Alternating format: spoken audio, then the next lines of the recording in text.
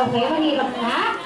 At syempre, paano kaya magkakaroon ng points, boys and girls? Syempre, pag narinig ka ng magic word natin na shoot that ball, kailangan po kung sino yung player number, puputukin niya ngayon yung lobo sa pamamagitan na pag-upo sa lobo. Dito sa upuan. Sa upuan lang po, ha? Okay na, boys? Ready na ba? Girls, game na ba kayo? Mga girls, mga excited yung girls natin. Boys, game na ba kayo, boys? Game na. Okay, simulan na natin ang round 1. Okay, quarter. First quarter. Pass the ball to number 2.